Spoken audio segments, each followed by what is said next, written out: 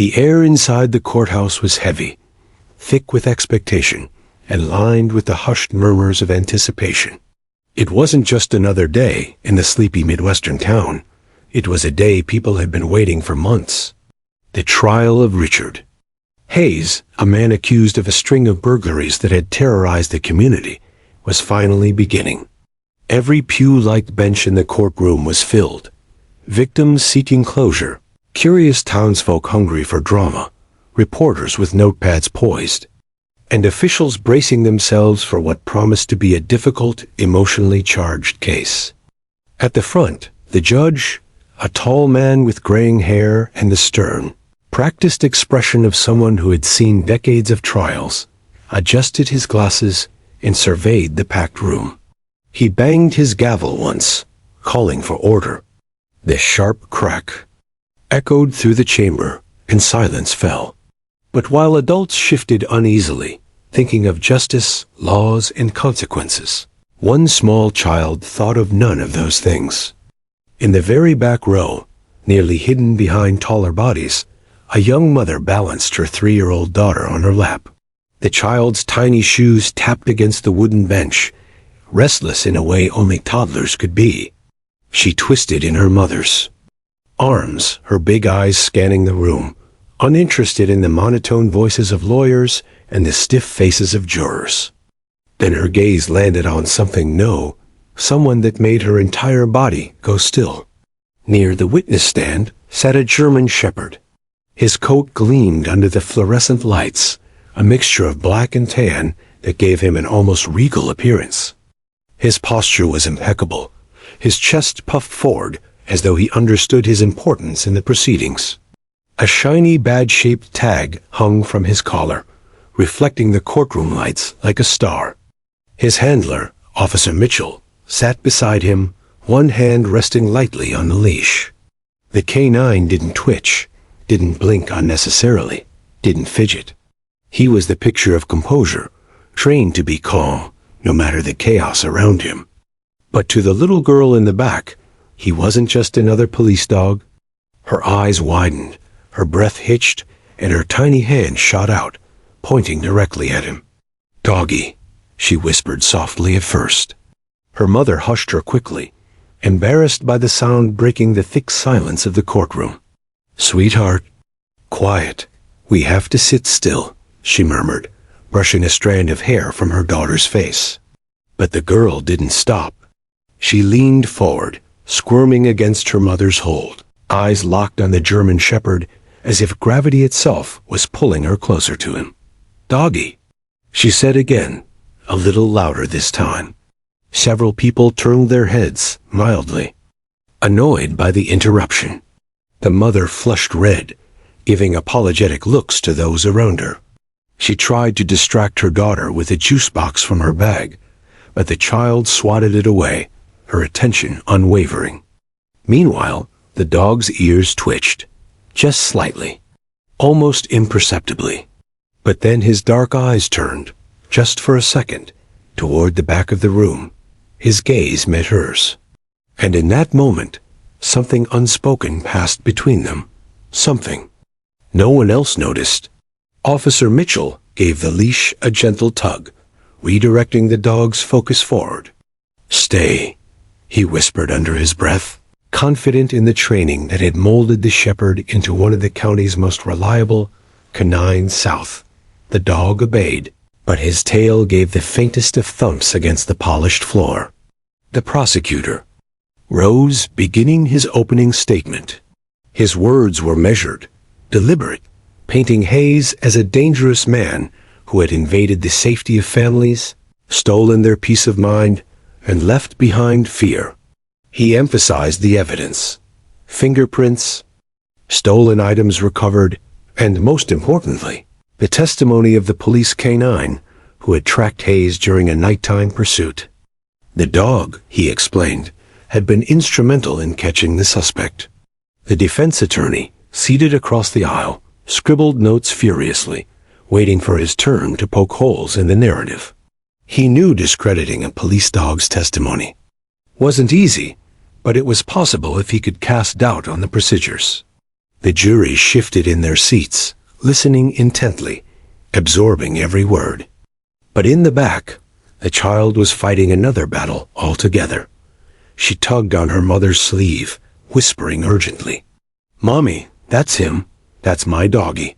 The mother stiffened.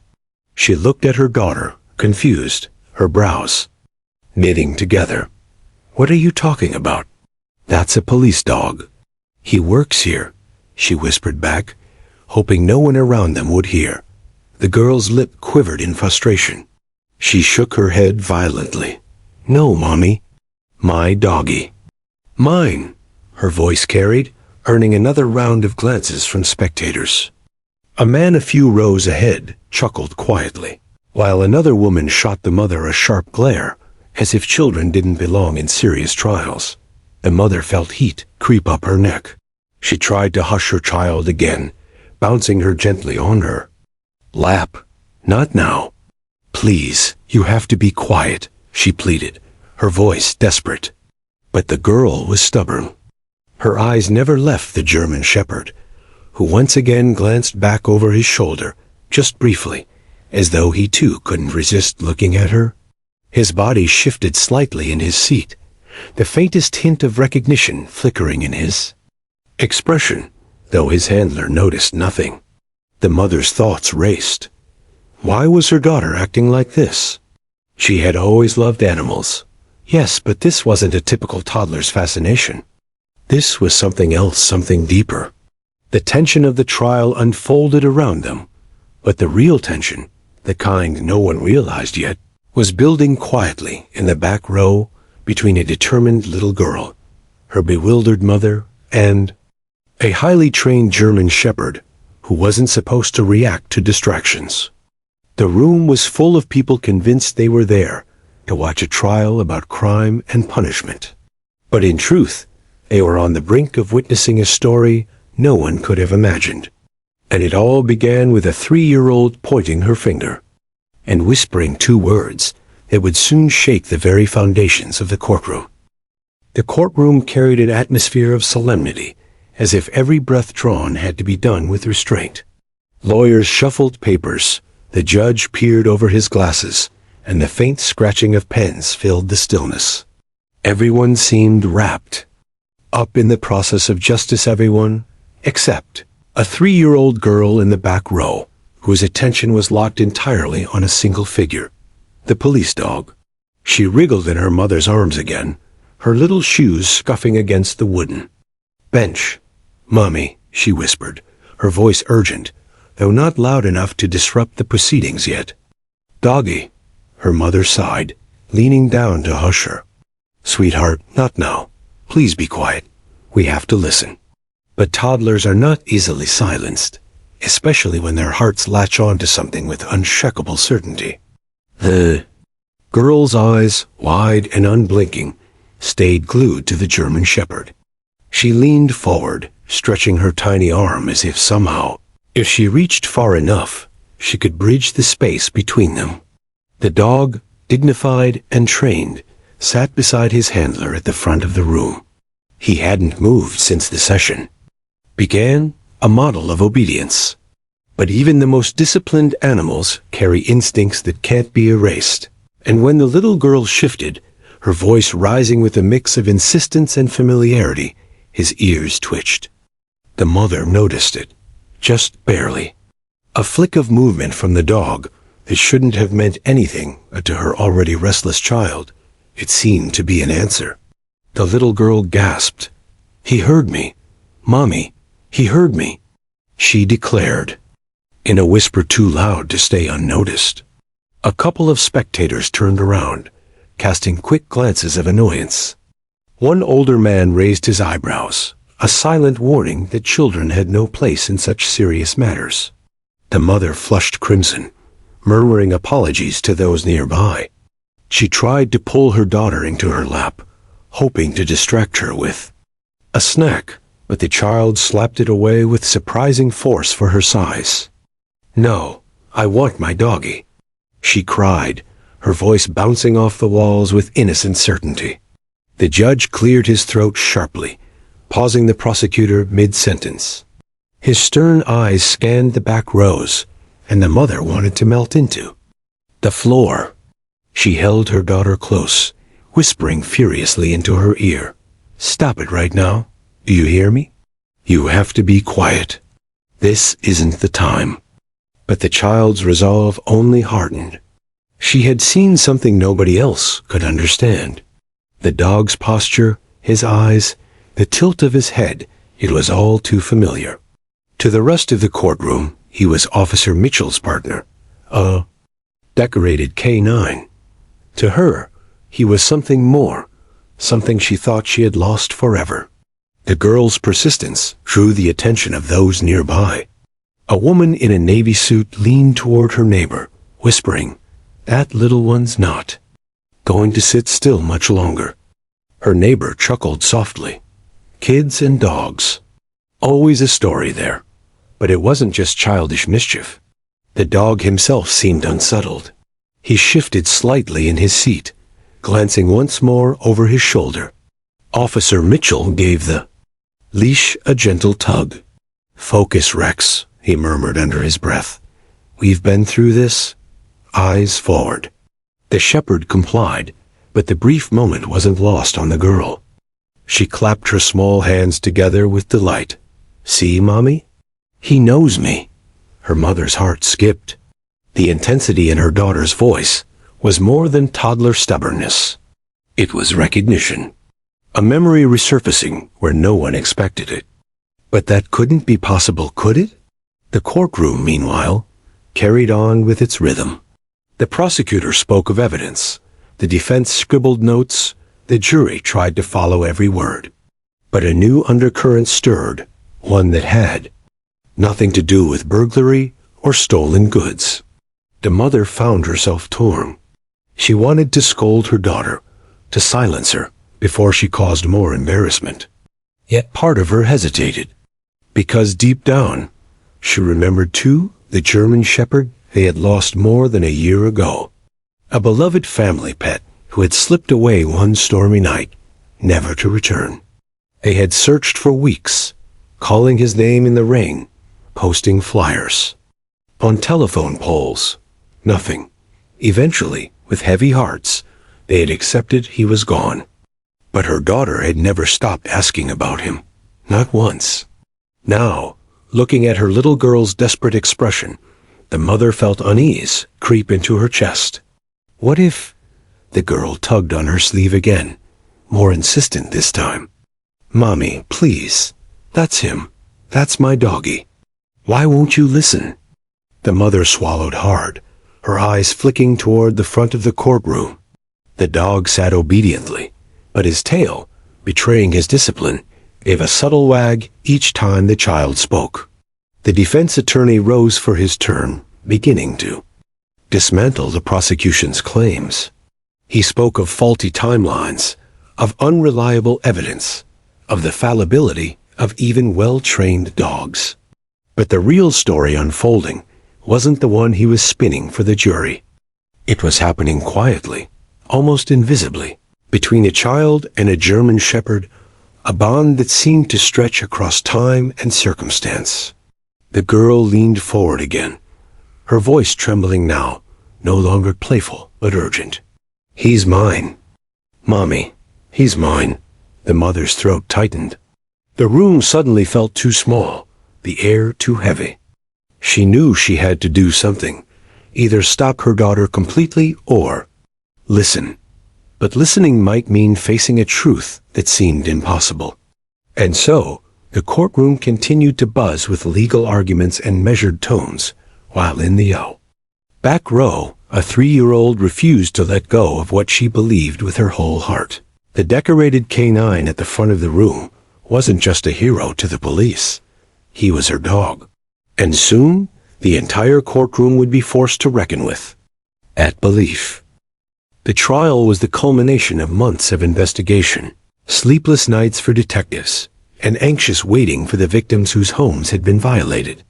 Every person in that courtroom carried the weight of the case differently.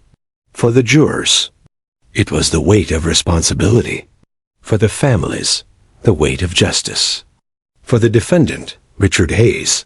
It was the weight of his freedom hanging by a thread. Hayes sat stiffly at the defense table, his face unreadable, though the tension in his jaw betrayed his nerves. He was dressed neatly in a suit that didn't quite fit, his tie pulled a little too tight, as if hoping appearances alone could soften the jury's perception. Yet his restless hands told another story.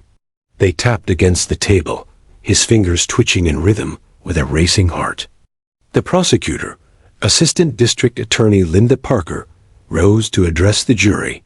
She was a commanding woman, her voice steady, her presence unshakable. She pointed to the evidence lined up carefully for display: stolen electronics, jewelry, personal items, pieces of lives disrupted by the break-ins. She painted a vivid picture of fear: families waking in the night to find their doors forced open, children crying because their sense of safety had been stolen. And then she turned toward the German Shepherd sitting beside Officer Mitchell. "This," she said, her hand gesturing toward the canine, "is Rex, a highly trained member of our police force. When others were in danger, Rex was there. When Hayes tried to escape justice, Rex was the one who tracked him down. He is not just a dog, he is a sworn officer, and his role in this case is undeniable." The jury's eyes shifted toward the dog. Some smiled faintly, others sat in awe. There was something about the sight of the animal calm, obedient, noble that stirred respect in even the most skeptical hearts. Rex sat with perfect posture, eyes forward, as though he understood every word.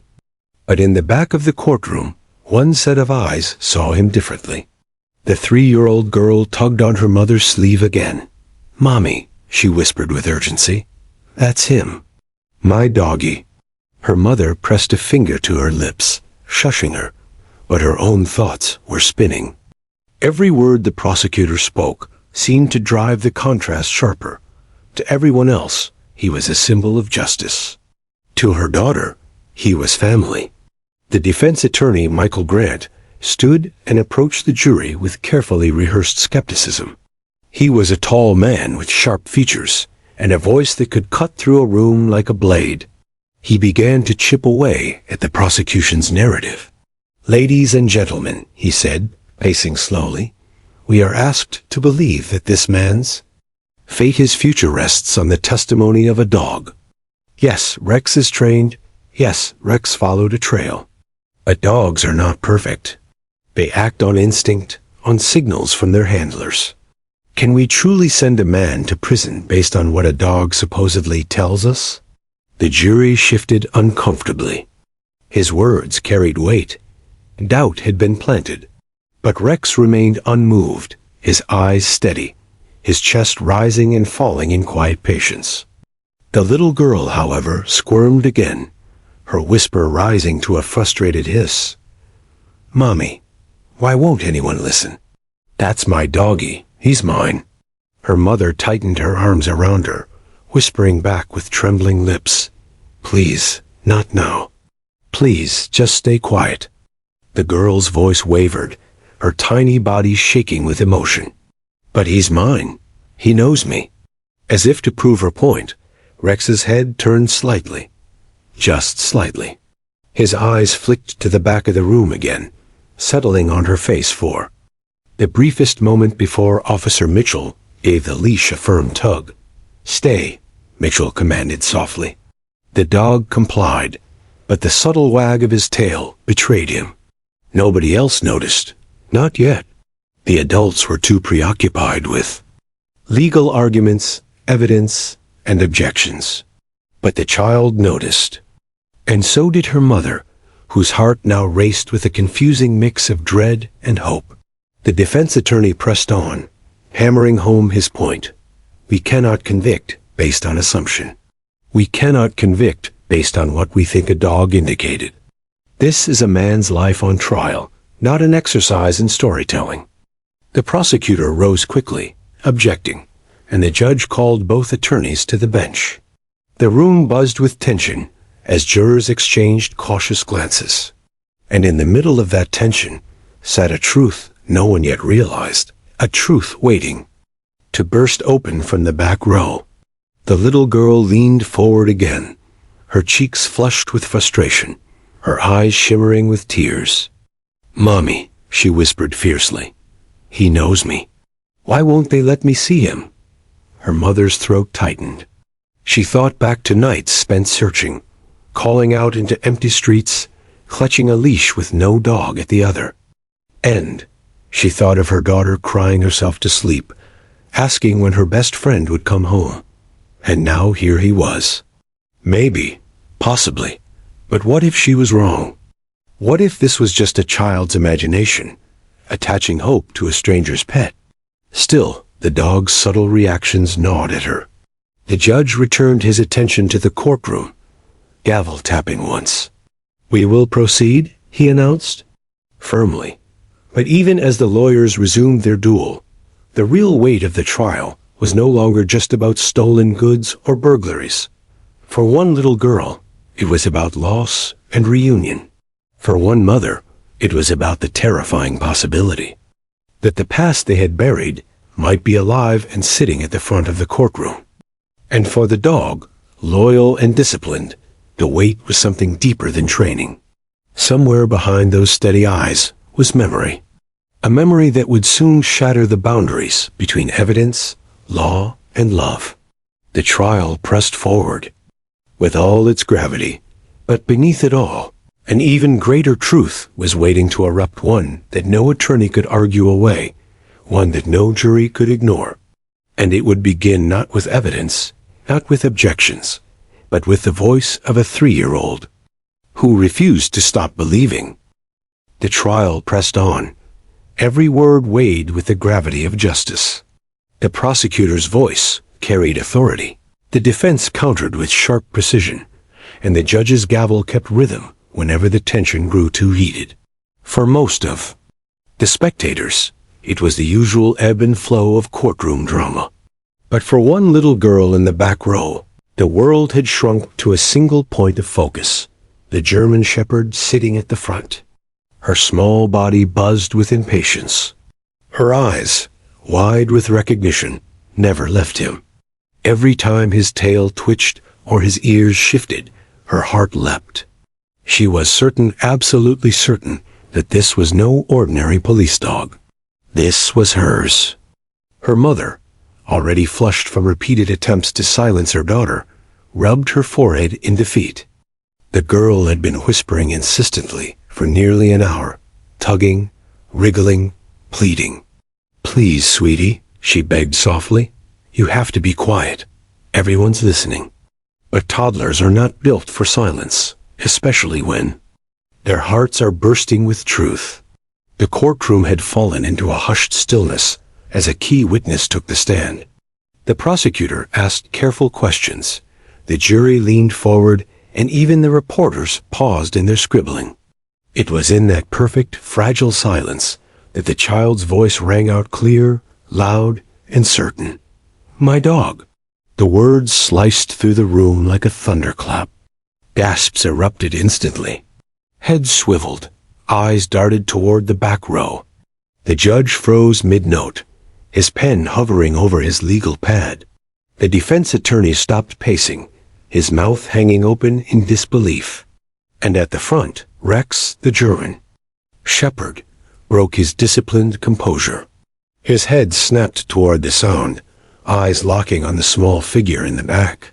His ears perked, his posture shifted. His tail thumped once against the wooden floor. The little girl clapped her hands in triumph, her face alight with joy. She pointed again, louder this time. "My dog." Her mother's heart nearly stopped.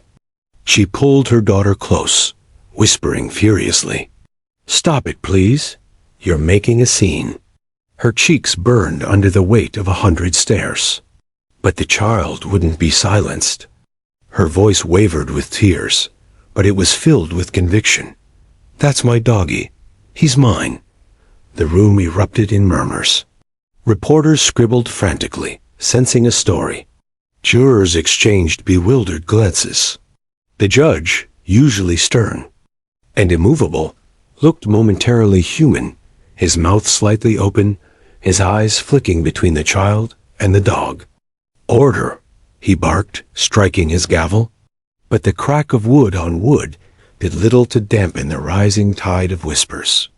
Rex, the disciplined canine, could no longer resist. He shifted forward, muscles taut, straining against the leash. His handler, Officer Mitchell, tightened his grip, his brow furrowed. "Easy, Rex," he muttered under his breath. But his voice betrayed unease.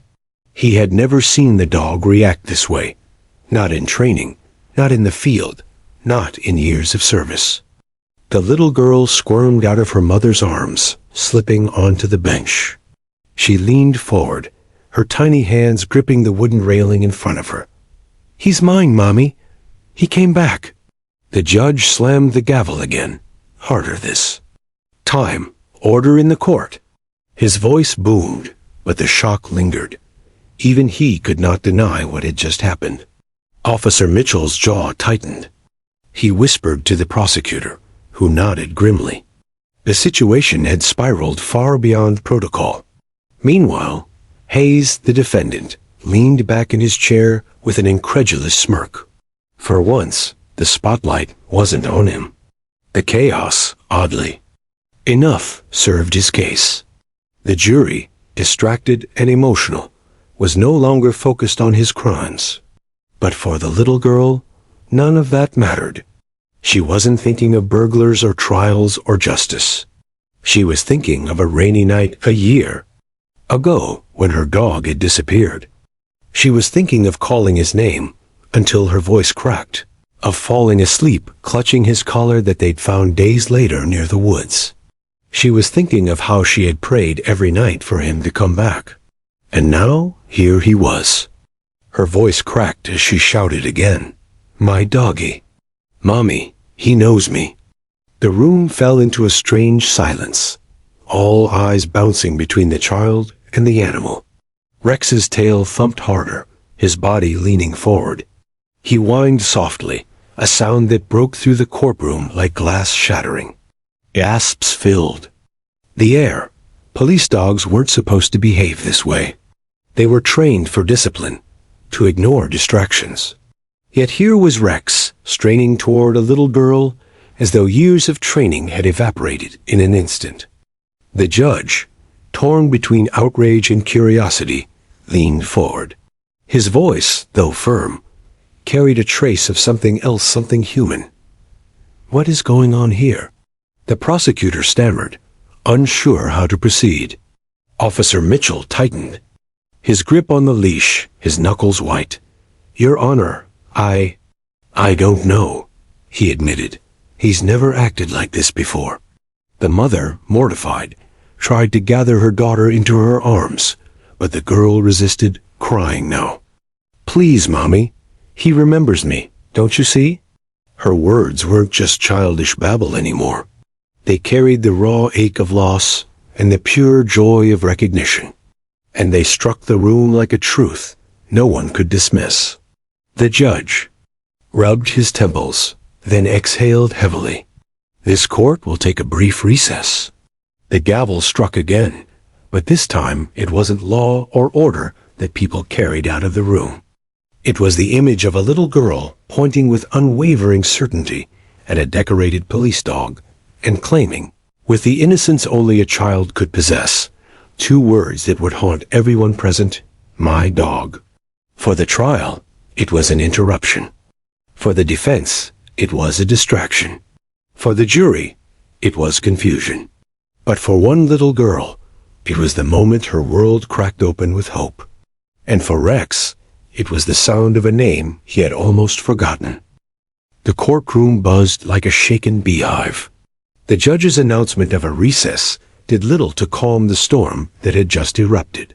Jurors whispered among themselves, reporters dashed out to file early updates, and spectators clutched their phones as if waiting for confirmation that what they had witnessed wasn't a collective hallucination. At the front, Rex still strained at his handler's leash, eyes locked on the small girl now clinging to her mother's leg. His tail wagged with uncharacteristic fervor, his whines carrying the weight of memory. Officer Mitchell frowned, unnerved. He had worked with Rex for nearly 4 years. Never once had the dog broken discipline like this, not even in the chaos of raids, not even in front of hostile crowds. "This is impossible," Mitchell muttered under his breath. He crouched, low, trying to calm his partner. "Rex, heel." But Rex wasn't listening. His gaze never wavered from the child. The mother, face flushed with embarrassment, guided her daughter toward the hallway. She whispered sharp reprimands, pleas more than scoldings. Avoid drawing further attention. But there was no hiding now. Every eye had seen what happened. Every ear had heard those words.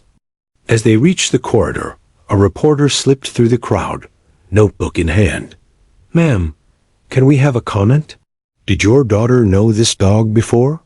The woman stiffened, clutching her child tighter. "No comment," she snapped, her voice trembling. She pushed forward, desperate to escape the questions. But the girl twisted in her grasp, her eyes brimming with tears. "Mommy, don't lie. That's Buddy. That's my Buddy." The mother's heart cracked at the name. Buddy, a name she had tried to bury, one that carried nights of grief and helpless searches. She crouched down, taking her daughter's small face in her hands. "Sweetheart," she whispered, her voice breaking. "We don't know that for sure." "Yes, we do," the girl insisted, stamping her tiny foot. "He came back." "Sie?" Mother's eyes filled with tears she could no longer hide. She remembered the night vividly. The storm howling through their town, the gate left open by mistake, the frantic hours spent searching with flashlights and neighbors. For weeks afterward, her daughter had cried herself to sleep, clutching Buddy's worn collar that they had found near the woods. The police had told her coyotes were common in the area. Deep down, she had resigned herself to the worst. And yet, here they were. Back inside, Officer Mitchell was cornered by the prosecutor. "Control your dog," the man hissed. "We can't have him disrupting proceedings." "I'm trying," Mitchell shot back, his voice lowered. "But you saw it." He recognized her. That wasn't random. The prosecutor pinched the bridge of his nose, muttering. The last thing they needed in a high-profile trial was a sideshow about a little girl's missing pet. But the murmurs were growing louder, spreading like wildfire. The press would seize on it. When the recess ended, the courtroom returned. Order at least in appearance. But under the surface, curiosity rippled. The girl and her mother had returned, seated quietly at the back. Though the child's eyes never strayed from Rex, the judge adjusted his glasses, his voice clipped. "Before we proceed, I want this matter clarified. Officer Mitchell, bring the canine forward." Mitchell's stomach nodded. He led Rex toward the bench, the dog eager, straining toward the back of the room. The judge nodded toward the child. "Young lady, please step forward." Her mother's eyes widened. "Your Honor, she's only 3. "Step forward," the judge repeated, his tone firm but not unkind. The little girl slipped her hand from her mother's grasp and toddled toward the front. Her shoes tapped softly against the polished floor. She stopped a few feet from Rex, her face glowing with certainty. "Buddy," she whispered. Rex froze, ears twitching. The name fell over him like a forgotten melody, unlocking something buried deep. His body quivered, and then, breaking. Every ounce of training, he lunged forward not in aggression, but in joy. His handler barely held the leash as the dog whined, tail thumping wildly. The courtroom erupted again. Gasps, murmurs, even a few cries echoed off the walls. The girl's face lit up. She stretched her tiny arms wide. "Buddy!" Tears welled in the mother's eyes as she covered her mouth, trembling. She could deny it no longer. A judge, for once at a loss, stared at the scene. "Officer Mitchell," he demanded. "How do you explain this?" Mitchell swallowed hard. "Your honor? I can't, but it looks like this dog Rex may have belonged to this child before he was brought into our program." A collective intake of breath swept the room. The prosecutor shifted uncomfortably. "Your Honor, this is irrelevant to the trial at hand." "On the contrary," the judge interrupted, his voice heavy with authority. "If there is even the slightest chance that this child has a connection to a state canine, it must be clarified." The mother was summoned forward. Hands trembling, she recounted everything: the storm, the lost dog, the weeks of searching, the collar found near the woods. Her voice cracked as she admitted she had given up hope. "And the dog's name?" the judge asked. "Buddy," she whispered. "We called him Buddy." The judge leaned back in his chair, studying Rex now, pressing desperately toward the child, eyes alight with recognition. It was undeniable. The defense attorney, sensing opportunity, rose. "Your Honor, may I point out, if the state's star canine has such a questionable history, perhaps his credibility as evidence in this trial should also be reconsidered." The prosecutor objected furiously, but the seed had been planted. The jury shifted in their seats, their focus divided between the accused criminal and the reunion unfolding before their eyes. For the mother, none of that mattered. She knelt, opening her arms, and the handler, with visible reluctance, loosened his grip. Rex surged forward, burying his head against the child, whining, tail wagging with abandon. The girl giggled through, tears wrapping her arms around his neck. "I told you, Mommy." He came back. The mother collapsed beside them, sobbing into the dog's fur. It was him. After everything, it truly was him. The courtroom sat spellbound, watching not a trial, but a miracle. For the little girl, the truth was simple. Her buddy had returned. For the officers, the press, and even the judge, the truth was more complicated. What did this mean for the trial? For Rex's role as a police dog? For the bond between a child and the animal she had lost? Questions swirled, but one fact stood undeniable in that charged moment.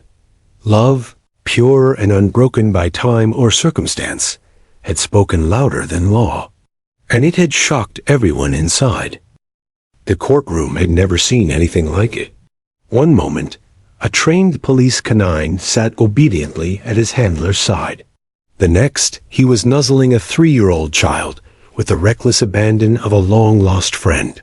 The gavel had been struck, again and again, but the sound barely penetrated the scene unfolding in the center of the room.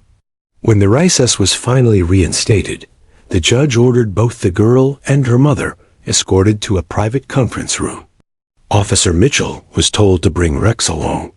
The jury was dismissed for the afternoon, their bewildered faces betraying how deeply shaken they were.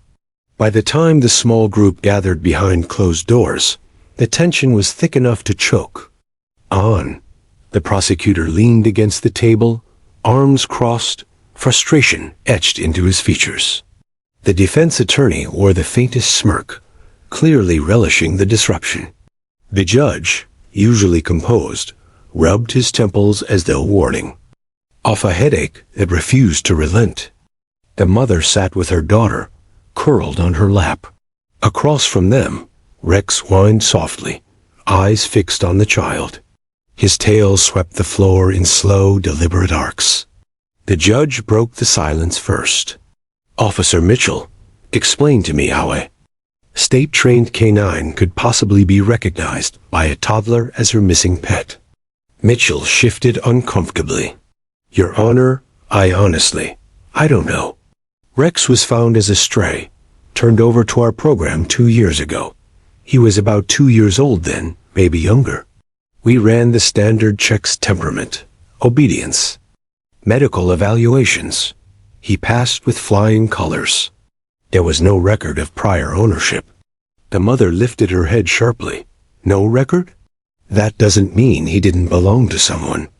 That dog is Buddy. My daughter knows him. I know him." Her voice cracked, and she tightened her hold on the little girl, who stroked the dog's fur with trembling hands. The prosecutor interjected. "With all due respect, ma'am, your daughter is 3. Children imagine things. Dogs bond quickly. Perhaps he reminds her of the pet you lost." The little girl looked up, her eyes glistening. "He's not like Buddy. He is Buddy. He knows me.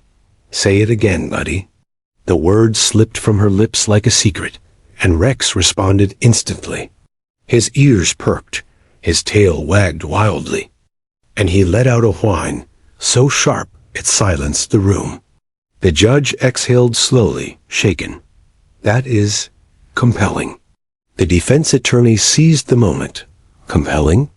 Your Honor, it's damning. If the state's dog is emotionally compromised, then every action he's taken in service could be questioned. His scent tracking, his identification of evidence, it's all tainted. And in this case, where his alerts played a role in the arrest of my client, I'd argue it's grounds for dismissal." The prosecutor stiffened. "Objection, this is absurd. The dog's history, while unfortunate, does not undermine his current reliability as a trained canine." The defense smirked. "Tell that to the jury. They just watched your star witness abandon discipline for a toddler." The judge raised a hand. "Enough. This is no longer just about the trial. This is about truth." He turned to the mother. "Ma'am, what proof can you provide that this animal belonged to you and your daughter?" She swallowed hard, then reached into her purse. With trembling fingers, she pulled out a folded photograph, creased and faded from time. She handed it across the table. The judge examined it carefully. The photo showed a younger version of the little girl, barely walking, with a fluffy German Shepherd pup beside her. The dog's markings unique patches of white near his chest and a faint scar above his right paw were unmistakable. Mitchell leaned forward, his breath catching. That's Rex." The room fell into silence again, the weight of truth pressing down like a stone. The mother's voice broke the stillness. "We thought we lost him forever. That storm, the gate blew open. We searched for weeks. I filed reports, posted flyers, begged neighbors. When his collar was found near the woods, we assumed." She stopped, tears streaming freely now. "We assumed he was gone." The little girl buried her face against Buddy's fur. "But he came back," she whispered. The prosecutor's voice wavered, uncharacteristically uncertain.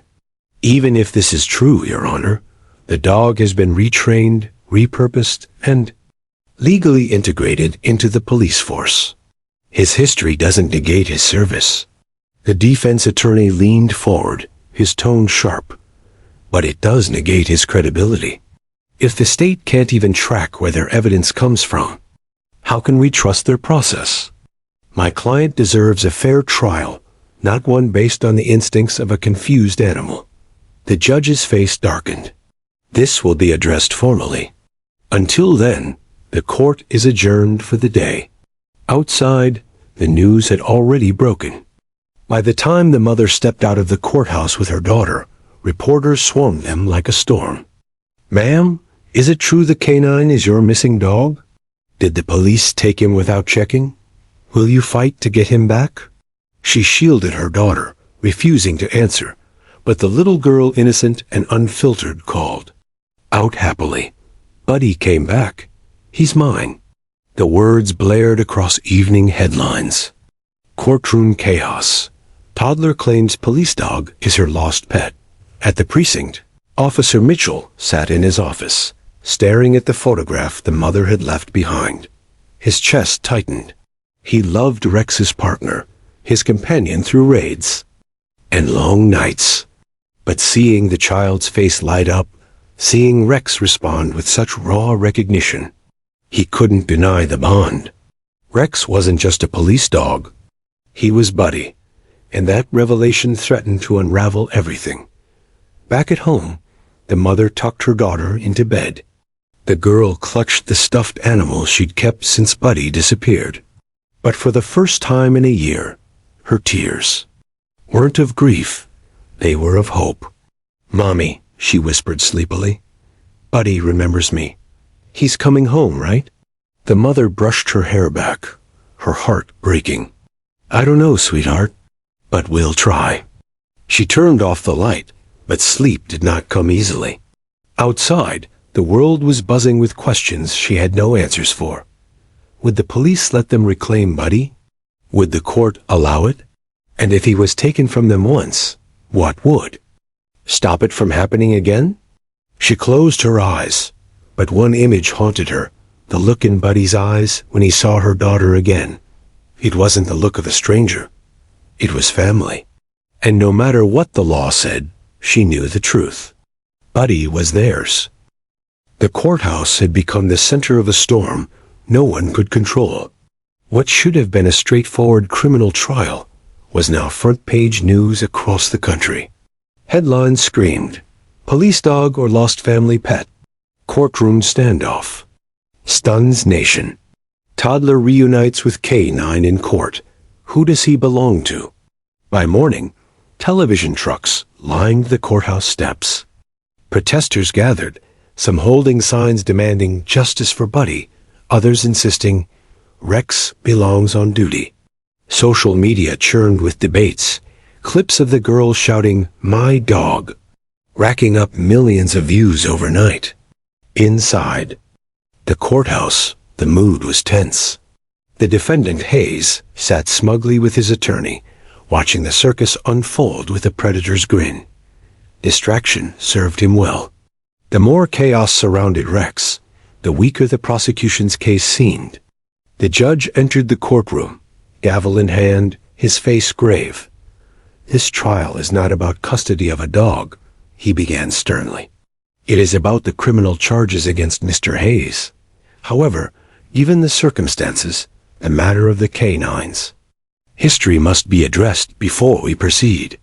The prosecutor rose, jaw tight. "Your Honor, the dog known as Rex has served this department with distinction. His background as a stray was vetted through proper channels. He is legally and contractually the property of the police department." The mother, seated at the back, flinched at the word property. Her daughter squeezed her hand, whispering, "But he's not. He's mine." The defense attorney wasted no time. "Your Honor, the very fact that the state cannot confirm where this dog came from undermines his reliability. If he truly belonged to this family before being taken in, then his training, his testimony, his entire role in this case is compromised. My client's future depends on whether the court can trust evidence gathered by this animal. And clearly, it cannot." Murmurs rippled through the gallery. The judge's gavel cracked the air. "Order." He turned toward Officer Mitchell, who sat stiffly with Rex at his side. "Officer, I need the complete file on this dog's intake into the K9 program. Every record, every note, every scrap of information. Today." Mitchell swallowed, his loyalty pulling him in two directions. He loved Rex like family, but he couldn't ignore the undeniable connection with the little girl. "Yes, Your Honor," he said quietly. During the recess, Mitchell sat alone in the precinct archives, combing through Rex's file. Pages of medical evaluations, training notes, handler reports. The intake form read, "Found wandering near county line. No collar. No chip." But then, buried at the bottom, was a single note from the animal shelter. "Dog found near wooded area after storm. Collar missing. Possible signs of ownership." Mitchell stared at it, his chest tightening. The pieces clicked into place. This wasn't coincidence. The girl's story, the mother's memory, the photograph, it all lined up. He closed the file, his heart heavy. If he admitted the truth, he might lose his partner. But if he denied it, he'd betray the very bond that had just been proven undeniable. Back in the courtroom, Tension hung like a storm cloud. The judge reviewed the file carefully before speaking. It seems the intake report acknowledges the possibility of prior ownership. Combined with the testimony and photographic evidence provided by the mother, this court cannot ignore the likelihood that Rex, formerly known as Buddy, did indeed belong to this child. Gasps filled the room. The little girl beamed, bouncing on her seat. "See, Mommy? He knows." But the judge's next words silenced her joy. That said, the dog has since been retrained and assigned to law enforcement. Legally, he is government property. The issue of custody is not one this trial is equipped to resolve. The mother rose, her voice trembling. "Your Honor, please." "You saw how he reacted. That's not training. That's love. He's part of our family. He was stolen from us by circumstance. Please don't take him away again." Her daughter clung to her leg, tears welling. "But he's mine." The gallery erupted in sympathetic murmurs. Even some jurors wiped their eyes. The prosecutor, desperate to restore focus, snapped, "Your Honor, with respect, we must return to the matter at hand. This trial is about Mr. Hayes and the crimes he committed. The dog's personal history is irrelevant." The defense attorney shot back. "Irrelevant? It's central. If the state built their case on the reliability of this dog, and he's compromised, then so. Is there evidence?" The judge's gavel slammed down. "Enough. We will adjourn for the day while I review the implications. Court will resume tomorrow." Outside, the media frenzy reached fever pitch. Cameras flashed as the mother carried her daughter down the courthouse steps. Reporters shouted questions, microphones thrust into their faces. "Will you sue the police department to get Buddy back?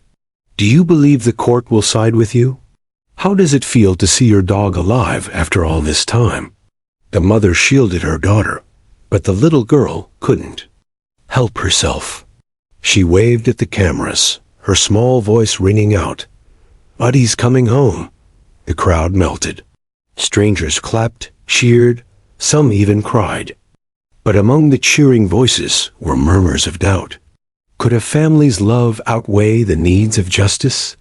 That night, Mitchell sat alone in his apartment, Rex lying at his feet. The dog rested his head on his paws, but his eyes followed Mitchell. "Everywhere. You remember her, don't you?" Mitchell whispered, stroking his partner's fur.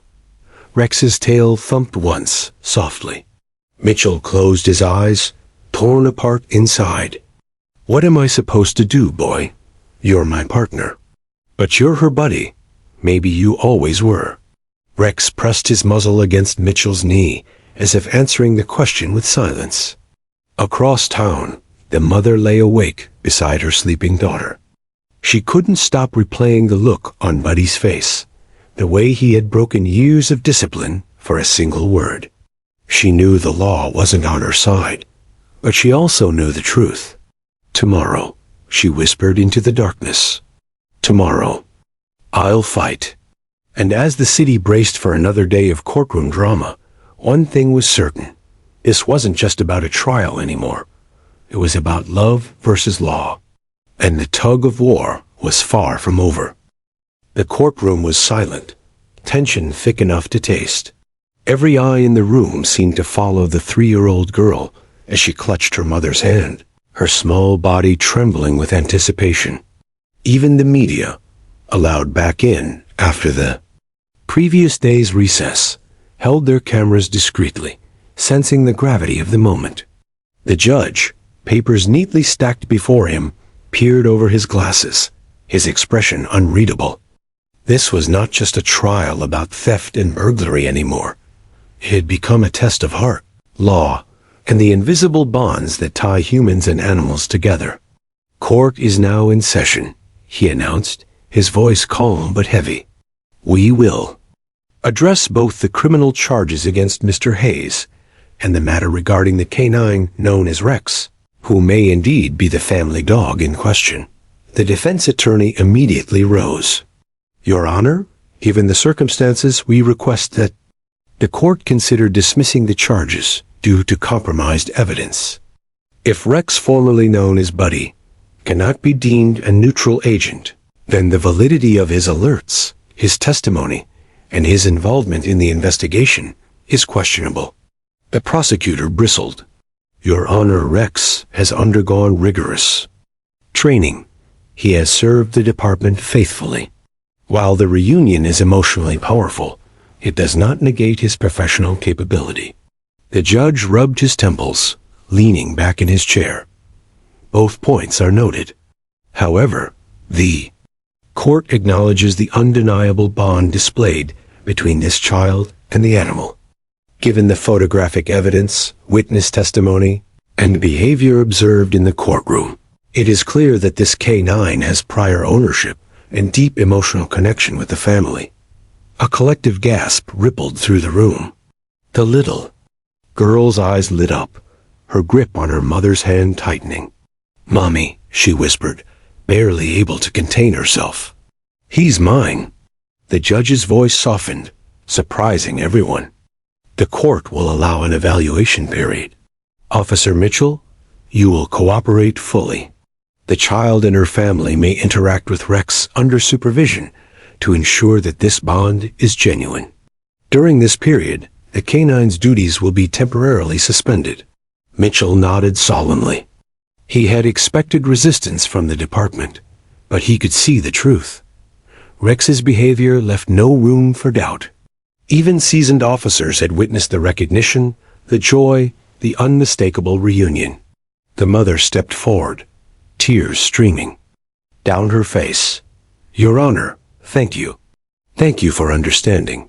Her daughter took 2 tentative steps toward Rex, and the dog's tail wagged violently. He whined softly, almost in greeting, as if he had known this moment was inevitable. The court watched in awe as the girl slowly extended her arms. Rex, obeying the instinct that had lain dormant for years, leaned into her embrace.